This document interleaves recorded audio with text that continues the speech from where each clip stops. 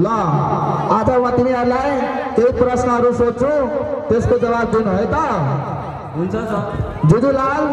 तिमी उठ त तिमीलाई एउटा ट्रान्सलेट गरौ के घोडा सडक पे अडक के भरा गया यसको ट्रान्सलेट के हुन्छ नेपालीमा the house got stuck on the road and run away ल ल ठिक छ तिमी बस ल तिमी उठ त टमाटर लाल सर तिमीले के सोध्नु थियो सर मलाई एउटा क्वेसन थियो कि आई एम गोइङ को मतलब के हुन्छ ट्रान्सलेट गरिदिनु नेपालीमा ए आई एम गोइङ को मतलब म गइरहेको छु सर पहिला भन्दिनु नि जानु सुन म गइरहेको छु सर भन्दिनु न नि गइहाल्नु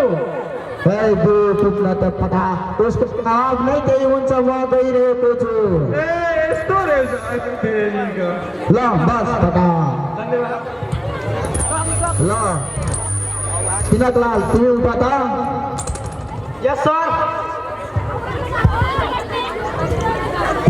टर्मिनलमा एउटा प्रश्न सोध्दैछु त्यसको जवाब दिनु ल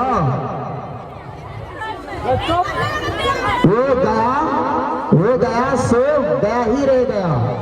यसको इङ्ग्लिस ट्रान्सलेट के हुन्छ भन त यसको सर इंग्लिश ट्रान्सलेट हुन्छ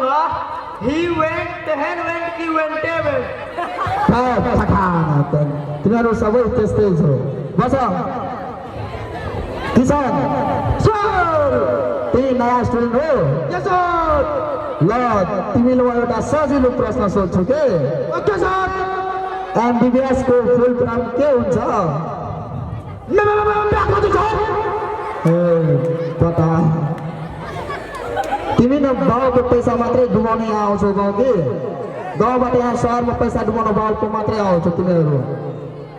ल आजको विषयमा यही समाप्त हुन्छ कक्षाको समय पनि सकियो भोलिको लागि तिमीहरू रिटर्न्सको लाओ तयारी गरेर आउनु हो हुन्छ सर